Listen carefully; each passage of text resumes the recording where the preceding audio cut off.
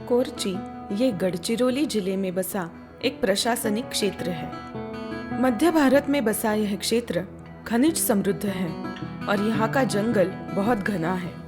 ये कई आदिवासी समुदायों का घर है।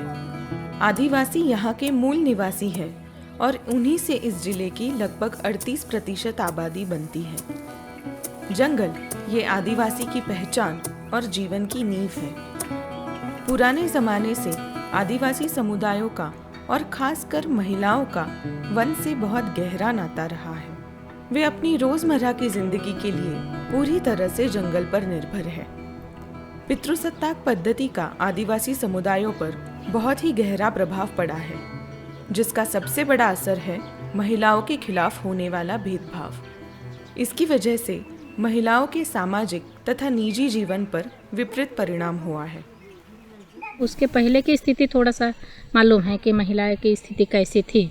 तो एक तो वो लोग एक जगह आकर के बैठ नहीं पाते थे, किसी सवाल पे चर्चा नहीं कर सकते थे, या समाज और कुटुंब भी उनको एक ही स्थान दर्जा दिए थे कि महिला ये है कि बच्चे को एक तो जन्म दे सकती है और चूल संभाल सकती है।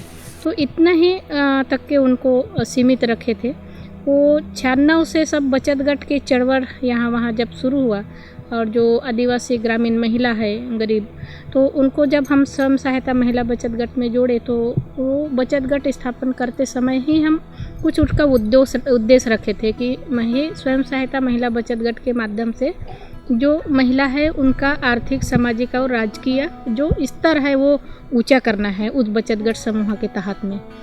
आम्ही आमच्या आरोग्यासाठी यह एक गैर सरकारी संस्था है जो स्वास्थ्य, शिक्षा, महिला सक्षमीकरण, स्थानीय आजीविका सुधारना तथा वन पुनर्जनन जैसे विषयों के लिए कोरची तालुका और कुरखेड़ा तालुका में काम करती है। उन्होंने सरकारी योजनाओं के तहत गढ़चिरौली जिले में अनेक बचत गट स्थापित किए हैं।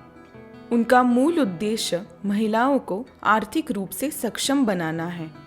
बचत एक, हम जैसे शुरुआत में बोलते हैं कि बचत एक बहाना है, लेकिन इसके और से महिलाओं का संगठन बने, ये हमारा उद्देश्य है। तो इसी रूप से एक ये शुरुआत हुई थी 96 में, और वो चलते चलते अभी तक यहाँ जब हम आए हैं तो ये पा रहे हैं कि शुरुआत में तो महिलाएं इसलिए ही जुटी थी कि हम छोटी छोटी बचत करें, बैंक में उसका कुछ जमा करें। धीरे धीरे यह बचत गट महिलाओं के खिलाफ होने वाले निजी तथा सामाजिक अन्यायों पर विचार विनिमय करने का स्थान भी बन गए। इस योजना से बचत गटों को संगठित होने की और आवाज उठाने की क्षमता प्राप्त हुई है। बचत गटों के संगठन को सामूहिक महिला बचत गट परिसर संघ कहा जाता है। अब से इसे महिला परिसर संघ कहा जाएगा। महिला बचत गट के माध्यम से सामने आने लगे तो ये परिसर संघ का जो रचना है वहीं से शुरुआत हुआ कि हम सिर्फ एक महिला या एक बचत गट के 10 महिलाओं के पूर्णतः ही सीमित नहीं रहेंगे। हमारे कोरची तालुका में जितने भी गांव हैं और वहाँ स्वयं सहायता महिला बचत गट है, उनका हम एक संगठन तैयार करें कि हम 10 गट अगर एक जगह आकर के आवाज़ उठाए तो कुछ भी जो सवाल है वो जल्दी उस सवाल का हल होंगे करके हम लोग 98 में सामूहिक महिला बचत गट परिसर संघ का स्थापन किए और उनका भी हम 5 कार्यकारिणी पद रखे हैं, अध्यक्ष, सचिव, कोषाध्यक्ष, सह सचिव, ऐसे 5 पद रखे हैं और समूह के नाम से स्वतंत्र खाता भी है। बचत गट और महिला परिसर संघ ने ऐसी योजनाओं और नियमों का अमल किया जिससे महिला सक्षमीकरण में मदद हो, आश्रमशालाओं की परिस्थिति सुधारने में मदद मिले और महिलाओं के अन्य सामाजिक सांस्कृतिक मुद्दों को ध्यान में रखते हुए योजनाएं बनाई जाए। क्योंकि अगर आदिवासी समाज के रूप से लड़ाई है तो वो शासन से है कि उनकी अपनी पहचान और उनका हक बने, लेकिन आदिवासी महिला की जो लड़ाई है वो शासन से भी है और समाज से भी है, क्योंकि कुछ हद तक जो बाहरी प्रभाव हो रहा है उसके कारण आदिवासी समाज में भी महिलाओं को कुछ हद तक थोड़ा सा नीचे रखा जा रहा है और वो ये कर रही है। तो दोनों तरफ से लड़ाई की बात चल रही है। और एक ये है कि जब समाज से लड़ाई करनी है तो एक तो है कि वो उस समाज का एक हिस्सा है और उसको बरकरार रखते हुए कैसे करें वो एक समझ है। एक दूसरा है कि हर कोई चाहता ही है कि हमारा जीवन अच्छा बने। तो उस तरीके से तो महिलाएं जब शुरुआत की थी हमने गांव में जाने की, तब वो ये कर रही थी कि हमारी बच्चियां भी पढ़े, हमारे बच्चे पढ़े। और ये जो बचत का जो ये है हमारे पास में साधन, वो हम इसलिए जुटाए कि बच्चों का परवरिश अच्छी तरह से कर सके, उनको अच्छा खाना दे सके, उनको अच्छी शिक्षा दे रह सके। इसीलिए परिसर संघ ने गांव की स्कूल की देखरेख वगैरह भी की है। उसके साथ साथ जो आरोग्य संस्था है, केंद्र है, उसका देखरेख भी किया है। और इसी से बढ़ते हुए अभी जब महिलाएं सोच रही है तो ये ज़रूर उनके पास से आ रहा है कि हमारे नाम से कुछ ना कुछ साधन रहे। तो ये भी एक तरह का ये है कि मैं अपनी इज्जत से जी सकूं। जैसे समय बीतता गया वैसे बचत गट और महिला परिसर संघ अन्याय, उत्पीड़न और हिंसा से पीड़ित महिलाओं के लिए सहाय्य समूह बन गया। जीवन में पहली बार महिलाओं को आर्थिक स्वातंत्र्य का अनुभव हुआ क्योंकि बचत गट के खाते उनके नाम में थे। इन सब से उन्हें अपनापन और स्वामित्व का एहसास हुआ। ये बचत गट आदिवासी महिलाओं द्वारा चलाए जाते हैं और आम्ही आमच्या आरोग्यासाठी यह संस्था इन्हें सहाय्य प्रदान करती है। तो तब से धीरे धीरे महिला म्हणजे बाहर आने लगे। कहीं तो भी 10 महिला एक जगह आकर के बैठने लगे, बचत करने लगे खुद के नाम पे। पहले तो उनके नाम में कोई संपत्ति नहीं थे, उनके जो बच्चे जो पैदा करते हैं वो भी उनके नाम में नहीं थे। तो वो जब हम कर्जा लेने जाते हैं तो वो नकार देता है कि तुम्हारे नाम में तो कोई संपत्ति नहीं है, तो हम कैसे कर्जा देंगे, आप तो 7/12 नहीं दे सकते, या देते हो तो फिर 100 रुपया का स्टाम्प पेपर होना, कुछ तो भी संपत्ति तुम्हारे नाम में होना चाहिए। ऐसे बहुत सारे अड़चनी। जात पंचायत एक सामूहिक न्याय व्यवस्था थी जिसे सिर्फ पुरुष चलाते थे। बचत गट की महिलाओं ने अपनी भागीदारी के लिए इसके खिलाफ संघर्ष किया। काफी संघर्ष और बातचीत के बाद उनकी यह मांग पूरी की गई। महिलाएं अब जात पंचायत की सारी बैठकों में शामिल होती हैं। तो हम 2000 साल में आदिवासी स्वशासन कायदा का अभ्यास किए और वहाँ से हम विषय चुने कि जात पंचायत में महिलाओं का सहभाग बढ़ना चाहिए। और फिर जात पंचायत की रचना में जितने कार्यकारी मंडल है उनसे मिले, रचना समझने की कोशिश किए। फिर हम लोगों ने मांगनी की कि सारी जगह में अभी 33% आरक्षण प्रमाणे महिला प्रतिनिधि है, तो यहाँ भी महिला प्रतिनिधि आना चाहिए। तो हम मांगनी किए और समाज ने उसको मान्यता भी दी। अभी गांव पंचायत में, क्षेत्र में, इलाका पंचायत में, जिला पंचायत में सभी जगह महिला प्रतिनिधि वहाँ अपनी भूमिका निभा रही है, निर्णय प्रक्रिया में बैठ रही। तो ये एक बदलाव दिख रहे हैं, ये स्वयं सहायता महिला बचत गट के वजह से। जात पंचायत में महिलाओं के सहभाग की वजह से बहुत से नए परिवर्तन आए हैं। आदिवासी शादियाँ 4-5 दिन तक चलती थी और बहुत कर्जा बढ़ाती थी। अब सामूहिक शादियाँ की जा रही है, इससे बचत भी हो रही है और पूरा समुदाय एक साथ जुड़ भी रहा है। हर दंपत्ति को अपनी नई जिंदगी शुरू करने के लिए एक छोटी रकम दी जाती है। महिलाओं को अब अलग अलग कार्यक्रमों में प्रमुख अतिथि के तौर पर भाषण देने के लिए भी बुलाया जाता है और उनको अपना दृष्टिकोण रखने का मौका दिया जाता है। जात पंचायत में महिलाओं के सहयोग से और भी बहुत सारे सामाजिक बदलाव आए हैं। उन्होंने ये कोशिश की है कि पति और पत्नी दोनों के नाम घर के कागजातों पर आए और सभी महत्वपूर्ण कानूनी कागजातों पर बच्चे के नाम के सामने माँ का नाम लिखा जाए। आदिवासी समुदाय अब कानूनी प्रावधानों को समझने और बदलाव लाने में जुट गया है। ये बदलाव शिक्षा लेने वाली लड़कियों की बढ़ी हुई संख्या से और महिलाओं के संपत्ति में मिले हक से दिखाई देता है। कोरची तालुका में पाए जाने वाले लोहे की वजह से बहुत सी खनन कंपनियां यहां आ रही हैं। महिलाएं इस संघर्ष में आगे बढ़कर लड़ रही हैं। सन 2007 में झेंडेपार गांव के लोगों ने पेड़ों के काटने तथा बाहर के लोगों का वन पर निगरानी रखने के सबूत पाए। उन्हें यह पता चला कि ये बाहर के लोग खनन कंपनियों से आए हैं और उनके जंगल में खुदाई कर जंगल को नुकसान पहुंचाना चाहते हैं। इस विषय पर बचत गट और महिला परिसर संघ में काफ़ी बहस छिड़ी। तो हम पूरा ये फेडरेशन में चर्चा किए और सारी जो अगर खनिज का हो गया काम तो सिर्फ झंडे पार के महिला नहीं, झंडे पार के गांव नहीं, तो हमारे पूरा कोरची तालुका के गांव और गांव के महिला, हमारे जो बच्चे हैं उनके ऊपर क्या क्या अत्याचार अन्याय होने वाला है, हमको क्या सुविधा मिलेंगे क्या नहीं मिलेंगे, ये हम पूरा चर्चा किए वहाँ। तो ये इसमें जुड़ना चाहिए या नहीं जुड़ना चाहिए, क्या लगता है, सभी से हम लोग उनको अड़ावा लिए।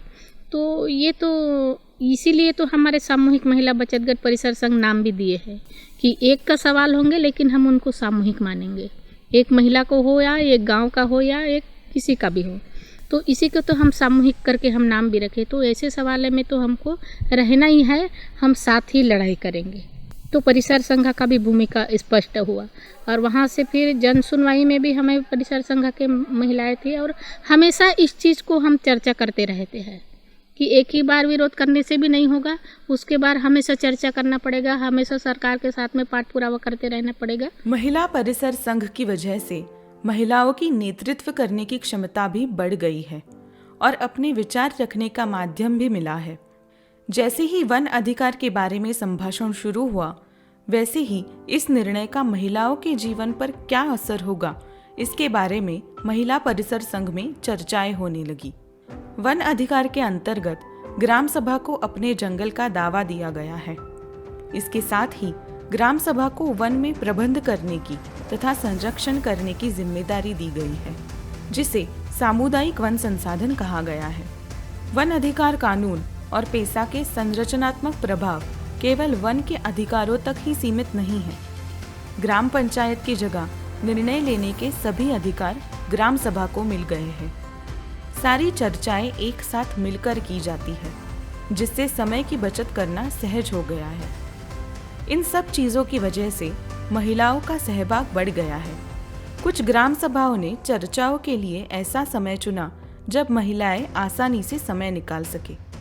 वन अधिकार कानून ऐसी सुविधा प्रदान करता है जिससे पति और पत्नी दोनों के नाम जमीन के कागजातों पर आ सके। पेशा कानून के तहत महिला स्वयंसेवक नियुक्त किए गए हैं, जिससे महिलाओं का सहभाग बढ़ सके। आम्ही जंगल रक्षणासाठी प्रति घर 6 म्हणजे एक दिवस 6 घरची निवड केले आणि प्रत्येक दिवशी आणि एक रजिस्टर तयार केले की आज ह्या तारखेला कोण गेले होते, असं म्हणजे 6 घर असे 9 म्हणजे हे गट तयार केले, म्हणजे जंगल रक्षणासाठी। तिथे महिला आणि पुरुष, आता माझ्याकडे जे माझे मिस्टर नाही राहिले तर मी जाऊ शकते आणि ते राहिले तर ते जाऊ शकतात। या पद्धतीने रक्षणासाठी जाते। महिला परिसर संघ के प्रयास केवल महिलाओं के नेतृत्व क्षमता बढ़ाने के लिए ही नहीं, बल्कि आदिवासी महिलाओं का भविष्य जागरूक बनाने के लिए भी हो रहे हैं। जो 2006 में ये पट्टा जो मिला है, तो हमारे सामूहिक महिला बचत गट परिसर संघ का ऑफिस है कोरची में, तो हम पूरा महिला ही इस प्रक्रिया को ये किए हैं कि वो दावा कैसे भरने का है।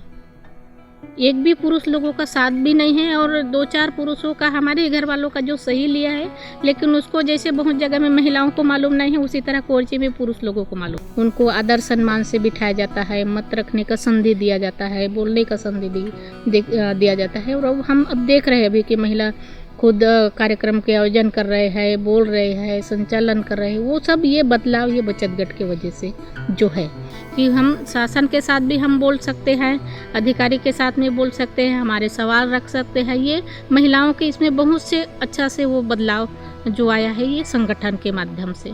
महिला परिसर संघ ने ये सुनिश्चित किया है कि कोरची तालुका एक ऐसा तालुका होगा जिसमें महिलाओं के एफआरए और पेशा कानून के अंतर्गत आने वाले सभी अधिकारों का अनुसरण हो। बहुत सी महिलाओं ने ये राय दी कि वन उपज बेचने से प्राप्त किया गया धन महिला और पुरुषों में समान पद्धति से बांटा जाना चाहिए और धनराशि सीधे उनके बैंक खाते में जमा हो जानी चाहिए, जिससे आर्थिक सशक्तिकरण में मदद होगी। साले गांव के एक नागरिक ने ये घोषित किया है कि उसके परिवार का तेंदुपत्ते की बिक्री से प्राप्त होने वाला पूरा धन घर की महिला के खाते में जमा किया जाएगा। फसल की कटाई के बाद जल्द ही वेतन दिया जाता है, जब अगली फसल की तैयारी के लिए पैसों की सबसे ज़्यादा ज़रूरत होती है। अगस्त और नवंबर के बीच रॉयल्टी बोनस भी दिया जाता है, जब धान, खाद और घर के संसाधनों के लिए पैसों की आवश्यकता होती है।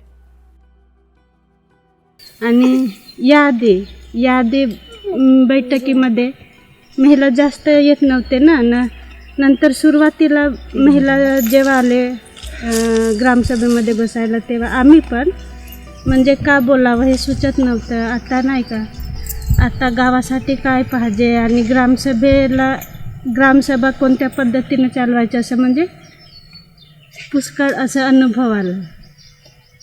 आधी आम्हाला महिला सामोर जाऊन काय, मी महिला आहे, मी सामोर जाऊन काही करू शकणार नाही असं वाटायचं आणि जसं अध्यक्ष सचिव वगैरे असं आम्ही म्हणजे पुरुषच राहिले पाहिजे असं वाटते आम्हाला। पण आता आम्ही गेल्या वर्षीच्या पण ग्रामसभेत मानलं, जसं आता ग्रामपंचायतीमध्ये कोष समिती आहे पेशांतर्गत, तिथे पण महिला अध्यक्ष पाहिजे अशी मागणी आम्ही बोललो। आता ग्रामपंचायतमध्ये पेशांतर्गत म्हणजे ग्रामपंचायतमध्ये मोबिलायझर म्हणून निवड केले गटाच्या आधी आणि गटातून बाई निवड केले। तर आता मी पेशांतर्गत मोबिलायझरचे पण काम करेन। त्या मोबिलायझरच्या कामामध्ये म्हणजे जास्तीत जास्त महिला ग्रामसभेमध्ये कसं उपस्थित राहतील याचं म्हणजे देखरेख राहील माझ्याकडे। आणि पैशाचा व्यवहार पैशाचा पैसा कोणत्या पद्धतीने कुठे खर्च करायचा का ते सरपंच आणि सचिव जे करत होते ते नाही, ते आपल्या मताने नहीं तर गावातील ग्रामसभेच्या मताने झाली पाहिजे याच्याकडे लक्ष राहील। जैसे ही कोरची तालुका के 90 गांवों की ग्राम सभाओं ने मिलकर महाग्राम सभा का संगठन बनाया, तब बहुत सी परिसर संघ की महिलाओं ने ये प्रस्ताव रखा कि महाग्राम सभा में पुरुषों के साथ साथ हर ग्राम सभा की महिला प्रतिनिधि भी होनी चाहिए। उन्होंने ये बात रखी कि महिला परिसर संघ में काम करने से उनको काफ़ी अनुभव मिल चुका है, जो महाग्राम सभा के लिए उपयुक्त होगा। इस आग्रह का तात्पर्य ये हुआ कि हर गांव से 2 महिलाएं और 2 पुरुष प्रतिनिधि महाग्राम सभा की बैठकों में जाने लगे। जब हम शुरुआत में देखते थे कि पूरा पुरुष लोग ही महाग्राम सभा में दिखते थे, यहाँ भी फर्क था कि हम बचत गट के माध्यम से बाहर आए थे तो ठीक है, हम कहीं बैठ जाते थे। बहुत दिन तक मैं खुद बैठकर चुपचाप सुनती थी या देखती थी वहाँ। फिर धीरे धीरे हम लोगों ने ही वहाँ मुद्दा रखे कि यहाँ ग्राम सभा का महाग्राम सभा है तो यहाँ महिला तो एक भी नहीं दिखते हैं। ये सारी जगह में हमको मांगनी करना पड़ा है कि यहाँ क्यों नहीं दिख रहा है, कार्य करने में कितना है तो एक भी नहीं है। पहले भी रखे कि यहाँ 50% महिला कार्य करने में तो आना चाहिए, हर गांव से 2 महिला आना चाहिए।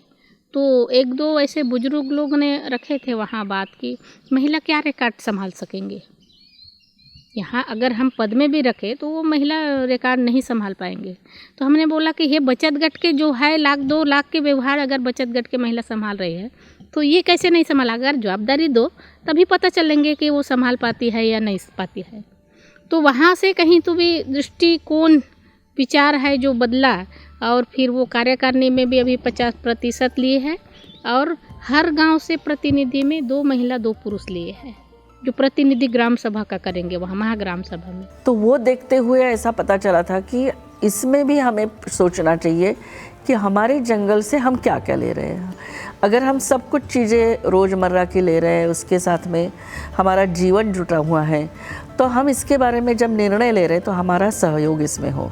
तो इसके साथ गांव-गांव में जब ये जंगल के बारे में सोच चल रही थी ग्राम सभा की ओर से, और वहाँ एक बात चल रही थी कि हम इसको रख रखाव करेंगे, तो उसका वो मैनेजमेंट के इसमें भी महिलाएं शामिल हो, इसलिए भी उनकी एक बात खुद होकर जब ये महिला बचत गट का जो परिसर संघ है, परिसर संघ में जब ये बातें चल रही थी, सोच चल रही थी, उसको लेकर वो गांव में जा रही थी। उसके बाद में महिलाओं को जैसा महिलाओं को प्रशिक्षण के बारे में अगर कुछ बाहर स्टडी करने जाना है तो ग्राम सभाओं के माध्यम से उनको आर्थिक मदद भी इस ग्राम सभाओं के फंड में से करके उनको सब चालू है। और उनको ट्रेनिंग लेना और महिलाओं को एक्टिव, अगर महिला अभी हमारे इस इंटर में कैसा उनको समझता सब कुछ होंगे, लेकिन वो सामने आकर के बैठते नहीं, वो पीछे ही रहते। तो पीछे न रहते हो उनको सामने लाके कब कैसे बिठाएंगे, सामने लाना और महिलाओं को सशक्तिकरण करना है।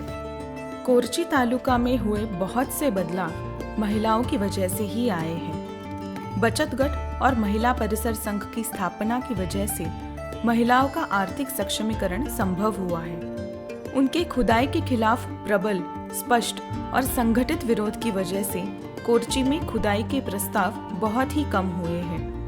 उन्होंने बरसों से चली आ रही अन्यायकारक रूढ़ियों के खिलाफ आवाज उठाई और अपने जीवन में बहुत से बदलाव लाए। इसकी वजह से उनके आर्थिक और सामाजिक परिस्थितियों में सुधार आया है। ग्राम सभाओं में उनकी उपस्थिति बढ़ गई है और अपने हक तथा मांगे रखने के लिए वे वन अधिकार कानून का सहाय ले रही हैं। महिलाओं का निर्णय प्रक्रिया में सहभाग महाग्राम सभा की स्थापना के लिए महत्वपूर्ण साबित हुआ है। इसके अलावा गौण वन उपज उत्पादनों की नीलामी और बिक्री में भी मदद हुई है। कोरची की महिलाएं धीरे धीरे एक प्रभावशाली और महत्वपूर्ण संगठन के तौर पर सामने आ रही है। वे आज वन शासन, सांस्कृतिक स्वायत्तता, अधिकार और सुरक्षित आजीविका के बारे में बात कर रही हैं। इसके साथ ही न्यायपूर्ण शासन की नई सीमाएं भी खोज रही हैं और समाज में जागरूकता तथा लोगों के विचारों में मौलिक बदलाव लाने की कोशिश कर रही है। महिलाएं आज इतने ऊंचे स्तर पर पहुंच पाई है, इसका सबसे बड़ा कारण है कि उनके पास अपना खुद का संगठन है। बचत गट जैसी संस्थाओं की वजह से वे खुद निर्णय ले सकी, सीख सकी और अपनी सूझबूझ तथा चेतना को जागृत कर सकी, जिससे उन्हें नेतृत्व की क्षमता प्राप्त हुई है।